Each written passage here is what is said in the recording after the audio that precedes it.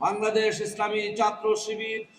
গতানুগতিক ধারার কোন রাজনৈতিক ছাত্র সংগঠন নয়। এই ইসলামী ছাত্র শিবির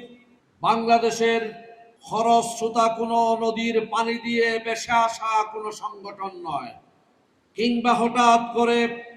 কোনো রাজনৈতিক প্রেক্ষাপটকে সামনে রেখে ইসলামী ছাত্র শিবিরের জন্ম হয়নি। ইসলামী ছাত্র শিবির যে লক্ষ্য এবং উদ্দেশ্যকে সামনে রেখে 1977 সালের 6 ফেব্রুয়ারি শহীদ মীর কাসেম আলীর হাত ধরে প্রতিষ্ঠিত হয়েছিল, সেই উদ্দেশ্য ছিল এই জমিনের পরিবেশটাকে চেঞ্জ করে দেওয়া, পাল্টিয়ে দেওয়া, মানুষগুলোর স্বভাব চরিত্রকে পাল্টিয়ে দেওয়া, একটা দেশের মানচিত্রকে যথাযথ স্থানে রেখে এই দেশের স্বাধীনতা সার্বভৌমত্ব রক্ষায়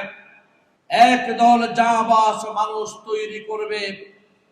যারা এদেশের স্বাধীনতা সার্বভৌমত্বের রক্ষা কবচ হিসাবে জাতির কাছে স্বীকৃতি লাভ করবে।